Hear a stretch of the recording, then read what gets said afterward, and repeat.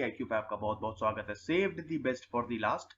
भारत रत्न की सीरीज के समापन पे हम आ गए हैं और आज हम आखिरी पर्सनैलिटी की बायोग्राफी को रिव्यू करेंगे। इनके बारे में हर कोई जानता है, बहुत लोगों के लिए एक पॉलिटिक्स का मुद्दा है, बहुत लोग इनसे बहुत ज्यादा प्यार करते हैं और बहुत लोग इनके काफी अगेंस्ट भी है। हम बात कर रहे हैं दोस्तों Baba Saheb Bhimrao Ambedkar, father of the Indian constitution. वो जीनियस जिन्होंने हमको संविधान दिया, वो जीनियस जिसके आगे बहुत सारी दुविधाएं थी, बहुत सारी प्रॉब्लम्स थी, सबसे लड़ाई की इन्होंने, ज्ञान को अपना हथियार बनाया और पूरे समाज को अपने सामने झुका दिया। वो जीनियस जिसने ये साबित कर दिया कि भारत एक डेमोक्रेटिक कंट्री है। अपने संविधान में हर चीज इन्होंने संविधान में लिखी है, ऐसा कुछ भी नहीं है जो इन्होंने नहीं छोड़ा। हम बात कर रहे हैं बाबा साहेब अंबेडकर, बाबा साहेब भीमराव अंबेडकर। बता दूं दोस्तों, इससे पहले बाबा साहेब की बायोग्राफी ऑलरेडी अवेलेबल है स्टडी आईक्यू पे। एक बायोग्राफी है बाबा साहेब की, लेकिन पहली बात वो मैंने नहीं रिव्यू की है, मैं यहाँ पे अपने हिसाब से रिव्यू करूंगा। दूसरी चीज ये है कि उसमें कुछ चीजों को छोड़ा गया है।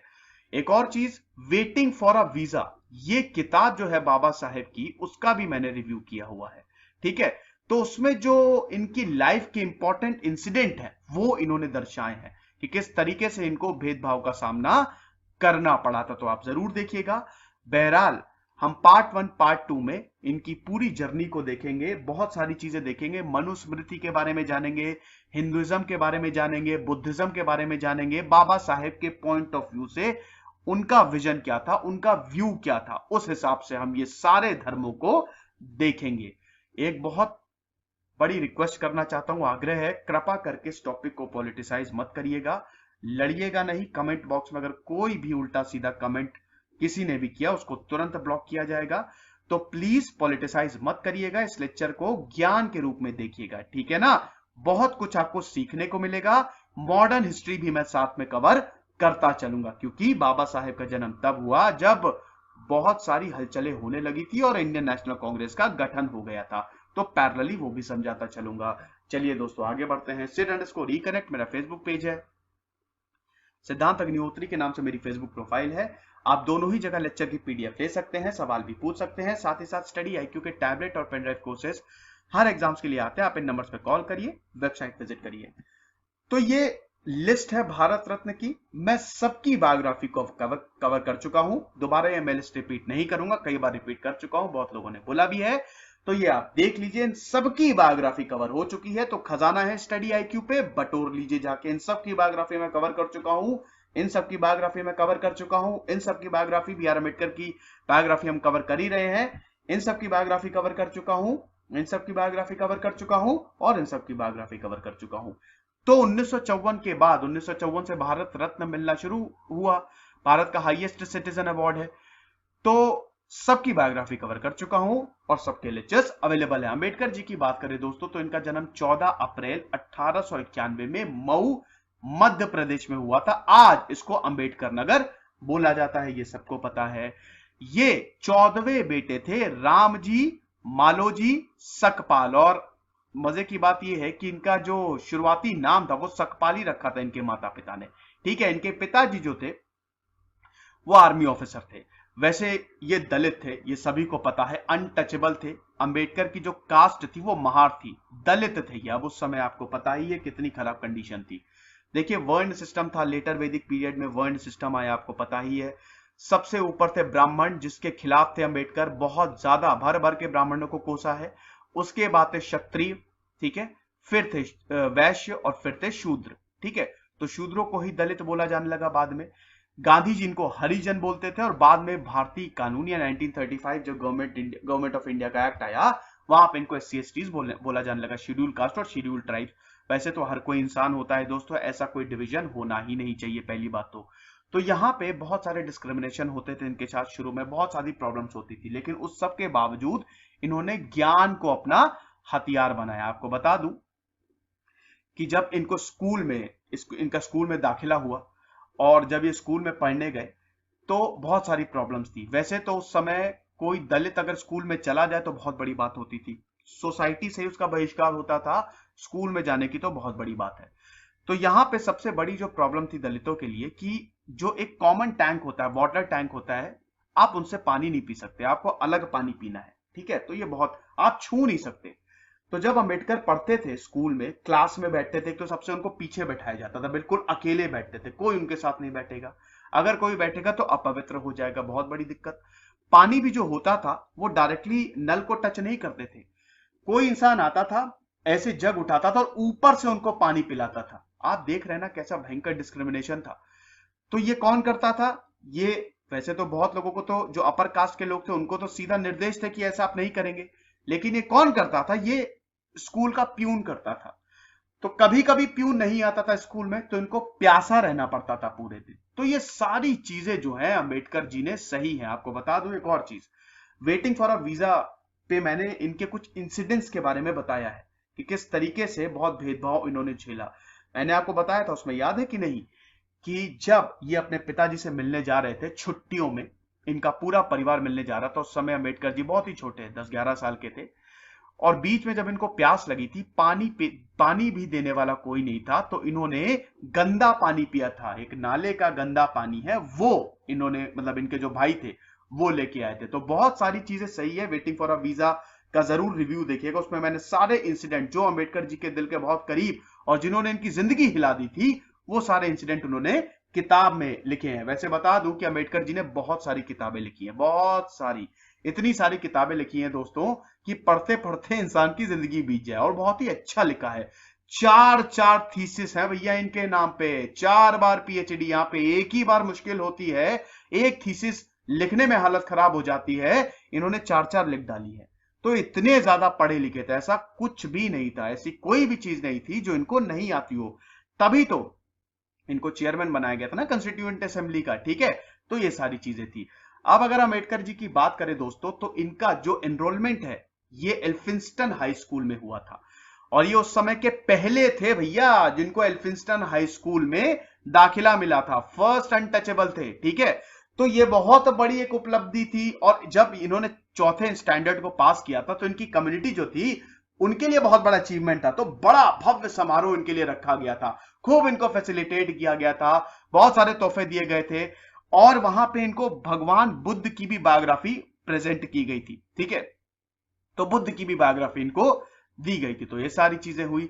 उसके बाद दोस्तों इन्होंने मैट्रिकुलेशन एग्जाम को पास किया, ठीक, एल्फिंस्टन कॉलेज से, और उसके बाद 1912 में इन्होंने इकोनॉमिक्स की डिग्री ली, ठीक है ना, इकोनॉमिक्स की डिग्री ली, फिर पॉलिटिकल साइंस की डिग्री ली बॉम्बे यूनिवर्सिटी से।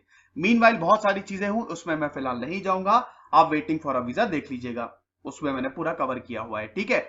ये जो इनका पूरा डिस्क्रिमिनेशन है ये साथ साथ चलता रहा, ठीक है, जो अनटचेबल्स के साथ बहुत सारी प्रॉब्लम्स थी।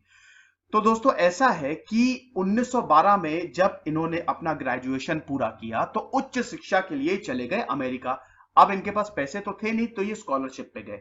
उस समय यहाँ के गायकवाड़ थे, उन्होंने एक स्कीम निकाली थी, स्कॉलरशिप देते थे, जो बहुत ही ब्रिलियंट स्टूडेंट्स होते थे उनको स्कॉलरशिप देते थे। तो बड़ौदा स्टेट की तरफ से इनको स्कॉलरशिप मिली, और उसके बाद ये हायर एजुकेशन के लिए कोलंबिया यूनिवर्सिटी चले गए। कोलंबिया यूनिवर्सिटी में ही इनकी मुलाकात हुई थी नेवल भाटेना से, पारसी थे, लिविंगस्टन हॉल में रहते थे, और उनके लाइफ लॉन्ग दोस्त बने वो, ठीक है। तो कोलंबिया यूनिवर्सिटी से ये पढ़ाई की इन्होंने, और उसके बाद फिर ये लंदन गए। तो ये जो साल आप देख रहे हैं ना, ये सब इनके बाहरी बीते, और यहां पे इन्होंने जबरदस्त तरीके से पढ़ाई की, खूब मेहनत की, history, philosophy, anthropology, economics, sociology में महारत हासिल कर ली, और इन सारे सब्जेक्ट से दोस्तों इन्होंने एमए पास किया। तो काफी ज्यादा इनको नॉलेज हो गई थी, और उसके बाद इन्होंने अपनी पहली थीसिस लिखी एंशिएंट इंडियन कॉमर्स पे, ठीक। उसके बाद दोस्तों इन्होंने अपनी दूसरी थीसिस लिखी national dividend of India, historic and analytical study. ये एक और एमए के लिए इन्होंने थीसिस लिखी, फिर इनको एक पीएचडी मिली, ठीक है ना। उसके बाद इन्होंने तीसरी थीसिस भी लिखी, और फिर इन्होंने चौथी थीसिस भी लिखी। तो ढेर सारी इन्होंने थीसिस लिखी है दोस्तों, पढ़ाई का बहुत शौक था। और उसके बाद जब ये भारत लौटे, इन्होंने फिर ये बिल्कुल निश्चय कर लिया कि मेरा जो ये ज्ञान है वो व्यर्थ नहीं जाएगा, मैं जो अगले जो भी चीजें करूंगा वो अपनी कम्युनिटी के लिए करूंगा। तो एक तरफ आप देख रहे हैं कि भारत में नेशनलिस्ट मूवमेंट्स की शुरुआत हो गई है, और दूसरी तरफ जो दलितों के कॉज हैं, जो उनकी जितनी भी प्रॉब्लम्स हैं, वो बी आर अम्बेडकर जो है उन्होंने ले लिया अपने सब कुछ, वो एक लीडर हो गए हैं, ठीक है, वो एक सिंबल हो गए हैं, एक इंस्पिरेशन हो गए हैं। अब लोग उनको देखने लगे हैं, किस नजर से देखने लगे कि एक एक इंसान है, इसने इतनी पढ़ाई की और ये हमारे लिए काम करेगा। तो ये जिम्मेदारी को अंबेडकर ने समझा और इस कॉज को लिया। और जब भी ये मीटिंग्स करते थे दोस्तों, देखिए उस समय पढ़ाई की, वैसे हमेशा से ही पढ़ाई की बहुत ज्यादा वैल्यू रही है, और अगर आप इतना पढ़ लें तब तो फिर आप क्या बताएं, बहुत महाज्ञानी है। तो अंबेडकर जी महाज्ञानी तो थे ही, तो हर चीज पे इन पे डिस्कशन, मतलब इनकी एडवाइस ली जाती थी, ठीक है, एक्सपर्ट एडवाइस जो है इनकी हर चीज पे ली जाती थी। 1919 में दोस्तों आपको पता ही है, 1919 में मॉन्टेक क्लेम्सफोर्ड रिफॉर्म आए थे, जिसकी शुरुआत 1909 में हो गई थी। अब आपको मैंने कई बार बताया, मैं फिर से बता देता हूं कि बहुत टाइम से भारत जो है कॉन्स्टिट्यूशनल रिफॉर्म की बात कर रहा था। भैया 1885 में इंडियन नेशनल कांग्रेस जो बनी थी, 1885 से लेकर 1905 तक की जो फेज रहा है, ये मॉडरेट्स का ही तो रहा है ना। दादा भाई नायरोजी आए थे यहाँ पे, गोपाल कृष्ण गोखले आए थे, वो क्या बोल रहे थे, वो बोल रहे थे कि हमको ब्रिटिश से थोड़ी ना आजादी चाहिए, हमको ब्रिटिश को तो भी पता नहीं है भारत में क्या क्या हो रहा है, हमको कॉन्स्टिट्यूशनल रिफॉर्म चाहिए, ठीक है, कानून में हमको ज्यादा राइट चाहिए। तो 1909 में आपको पता ही है मिंटो मॉर्ले रिफॉर्म्स आए, यहां पे सेपरेट इलेक्टोरेट हो गया था भैया मुस्लिमों के लिए, तो डिवाइड एंड रूल की पॉलिसी पूरी तरीके से चालू थी। कांग्रेस जो इतने सालों से बोल रही थी कि हमको कॉन्स्टिट्यूशन में राइट चाहिए, उनको कुछ भी नहीं मिला, जाओ तुम अपने रास्ते, ऐसा हो गया था।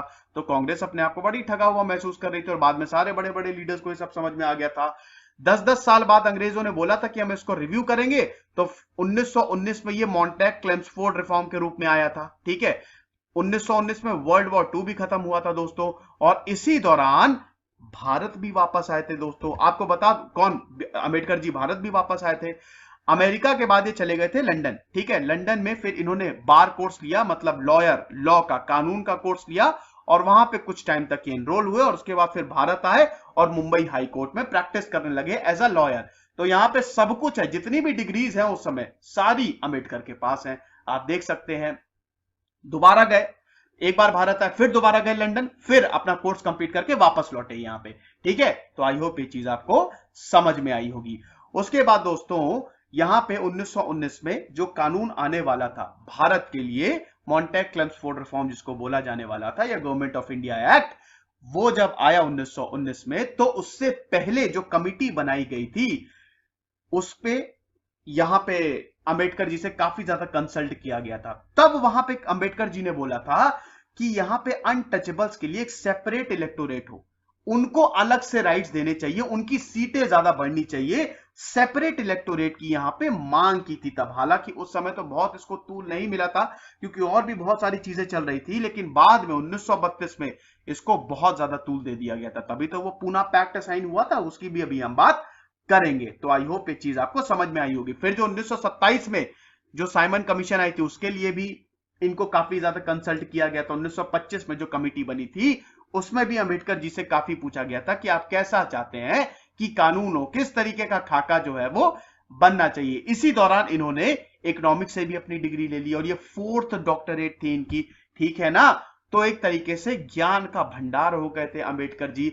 अब दोस्तों क्या हुआ कि इन्होंने ढेर सारे मंथली पीरियोडिकल्स भी निकाले, ठीक। वैसे बता दूं, इन्होंने 5 पीरियोडिकल्स निकाले थे। 1920 में मूक नायक जो है वो बहुत ही फेमस पीरियोडिकल था, जो अनटचेबल्स या दलितों के लिए काम करता था। यहां पे दोस्तों 1918 आते आते ये बोलने लगे थे, इन्होंने एक तरीके से मूवमेंट स्टार्ट कर दिया था कि ये जो सेग्रीगेशन हो गया है, ये जो दलितों का सेग्रीगेशन हो गया है, उनको समाज से हटा दिया गया है, हमको पानी पीने नहीं दिया जाता, हमको ऐसे देखा जाता है कि हम कहीं किसी और प्लैनेट से आए हो, तो ये तो बिल्कुल बंद करना चाहिए। ड्रिंकिंग वाटर जो है कम से कम, इसको तो बिल्कुल हटाना चाहिए। हटाने का मतलब है जो एक कॉमन टैंक होगा जिससे हर कोई पानी लेता है, हर समाज का इंसान अगर एक कुएं से पानी ले रहा है तो हम भी उसी कुएं से पानी लेंगे। ये बिल्कुल नहीं चलेगा कि हमको छूने की आजादी नहीं है। तो ये सारी चीजें थी, तो इसके लिए सत्याग्रह भी इन्होंने छेड़ दिया था। इसके लिए इन्होंने पूरा का पूरा मूवमेंट जो है वो स्टार्ट कर दिया था। और फिर ये भी बोलने लगे थे कि भैया शिक्षा बहुत जरूरी है, दलितों को पढ़ने की आजादी नहीं है, लेकिन दलितों को पढ़ना पड़ेगा। इसीलिए ही तो एक तरीके से रिजर्वेशन की हमेशा से मांग उठी है, और उनको अपलिफ्ट करना पड़ेगा। तो ये सारी चीजें हो रही थी। उसके बाद दोस्तों 5 पीरियोडिकल्स आपको ये याद रखने हैं, एग्जाम में डायरेक्ट पूछ लिया जाएगा। Mook Nayak the leader of the dumb 1920 में।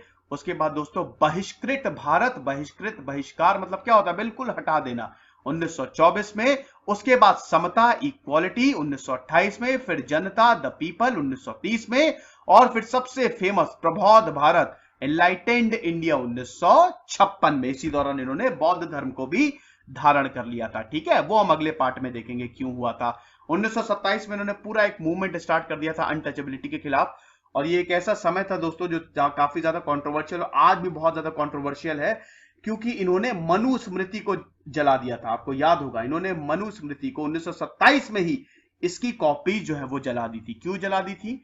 क्योंकि 25 दिसंबर को ही हुआ था, और आज भी 25 दिसंबर को मनुस्मृति दहन दिन जो है वो मनाया जाता है। मनुस्मृति क्यों जला दी थी, मनुस्मृति पे आते हैं।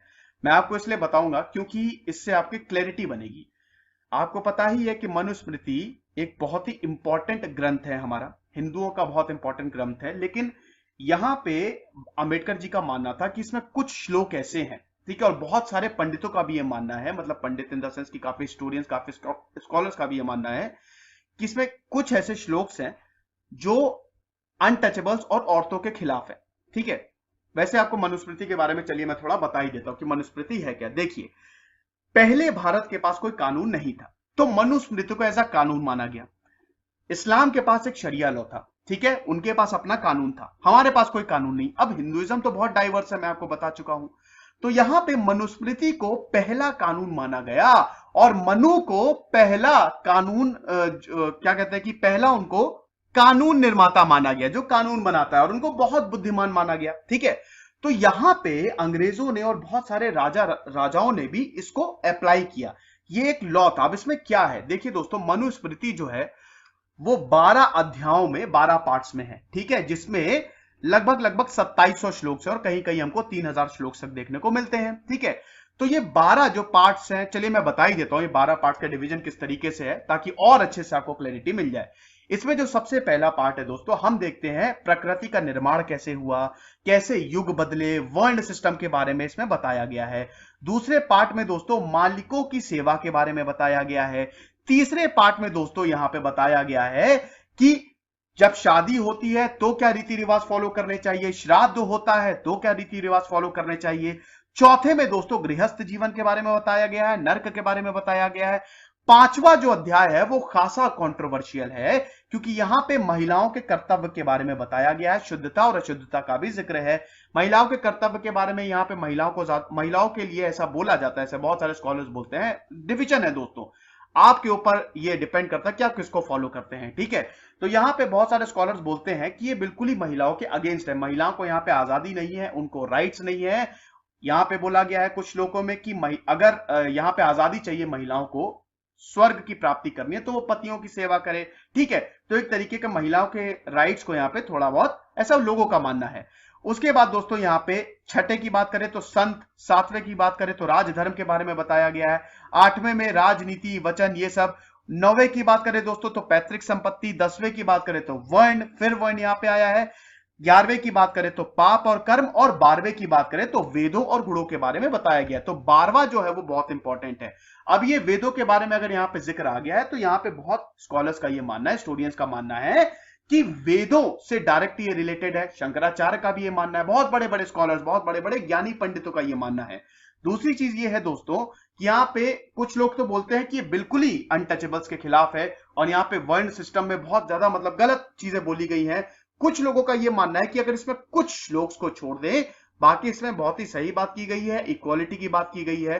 तो ये सारा विवाद रहा है दोस्तों हमेशा से ही, ये सारी चीजें हैं। तो अब यहां पे मनुस्मृति को बिल्कुल कंडेम करते थे बी आर अंबेडकर कि ये इसमें जो बातें लिखी गई है समाज को बांट रही है। इक्वालिटी कहां है यहां पे, तो समाज को बांट रही है।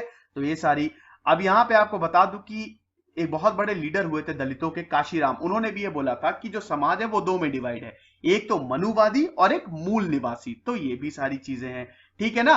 तो ये सब है, समाज बटा हुआ है। बहुत लोगों का मानना है कि ठीक है, बहुत लोगों का मानना है नहीं है, वो मैं आपके ऊपर छोड़ता हूं। ठीक है, आप कमेंट बॉक्स में इस पे डिस्कशन मत शुरू कर दीजिएगा, पहली बात तो ये।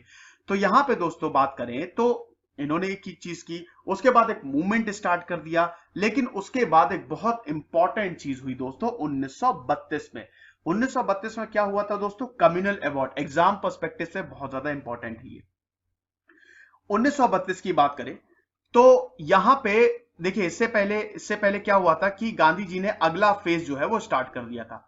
पूर्ण साइमन कमीशन के बाद दोस्तों कांग्रेस का सीधा ये डिसीजन था कि अब हम पूर्ण स्वराज की तरफ जाएंगे, हमको टोटल इंडिपेंडेंस चाहिए। अभी तक बी आर अम्बेडकर कांग्रेस से जुड़े नहीं है, वैसे वो कभी भी नहीं जुड़ेंगे कांग्रेस से, वो कांग्रेस से तो जुड़े नहीं है।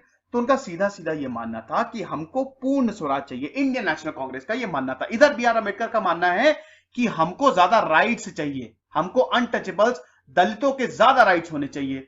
तो अब दोस्तों यहां पे गांधी जी ने अगला फेज जो है वो स्टार्ट कर दिया। वैसे बता दूं कि गांधी जी और अंबेडकर जी के भी रिश्ते बहुत ज्यादा अच्छे नहीं थे। हालांकि गांधी जी ने ही बोला था कि जो कॉन्स्टिट्यूएंट असेंबली बन रही है, जो हमारे कानून का निर्माण हो रहा है, उसमें अंबेडकर जी का होना बहुत ज्यादा जरूरी है। ठीक है। वैसे अंबेडकर जी का बहुत लोग ये भी बोलते हैं कि ये भी मानना था कि गांधी कोई महात्मा थे ही नहीं, एक मुखौटा था उनका। ठीक है। तो यहां पे दोस्तों ऐसा है 1932 में ये 1930 में ये जो अगला फेज है जो इंडियन नेशनल मूवमेंट का, वो गांधी जी ने स्टार्ट कर दिया था। दांडी मार्च से शुरू हुआ था, फिर सिविल डिसोबीडियंस मूवमेंट। तो इसके लिए फर्स्ट राउंड टेबल कॉन्फ्रेंस हुई थी, सेकंड राउंड टेबल कॉन्फ्रेंस हुई थी। क्यों? कानून पे बात करनी थी। ठीक है ना, ब्रिटिश ने इनवाइट किया था नेशनल कांग्रेस को, टेबल पे बैठो कानून पे बात करते हैं। फर्स्ट राउंड टेबल कॉन्फ्रेंस में तो दोस्तों कोई गया ही नहीं था। ठीक है, महात्मा गांधी जी नहीं गए थे। 1931 में दोस्तों आपको पता ही गांधी इरविन पैक्ट भी हुआ और यहाँ पे गांधी जी गए सेकंड राउंड टेबल कॉन्फ्रेंस में। लेकिन 1932 में एक बहुत बड़ी चीज हो गई। 1932 में यहाँ पे रामसे मैकडोनल्ड, जो कि उस समय प्राइम मिनिस्टर थे ब्रिटिश के, उन्होंने कम्युनल अवार्ड यहाँ पे इसकी घोषणा कर दी। ये कम्युनल अवार्ड क्या आता है? यहाँ पे सेपरेट इलेक्टोरेट दलितों के लिए होगा। अब इसको सुन के बहुत ज्यादा दुखी हुए गांधी जी। गांधी जी ने बोला कि हम यहाँ पे एक मूवमेंट चला रहे हैं, पूरे समाज को एकजुट होना चाहिए। लेकिन यहाँ पे अगर हम देखें तो अंबेडकर जी जो है वो उन्होंने अगली तो दूसरी चीज कर ली। तो अंबेडकर जी से बातचीत हुई और उसके बाद फिर वो बहुत ही फेमस पूना पैक्ट साइन होता है। इस पूना पैक्ट में यह था कि हम ब्रिटिश के साथ कोई भी समझौता नहीं करेंगे, लेकिन हां जो इलेक्टोरेट्स है इसमें दुगनी कर दी गई थी। 71 से 148 यहां पे जो डिप्रेस्ड क्लास के लिए जो सीट्स हैं वो 148 कर दी गई थी। ठीक है ना, तो ये चीज है। तो ये पूना पैक्ट था कि हम अंग्रेजों के साथ नहीं जाएंगे, लेकिन हम अपने जो राइट्स है उसको भी नहीं छोड़ेंगे। ठीक है।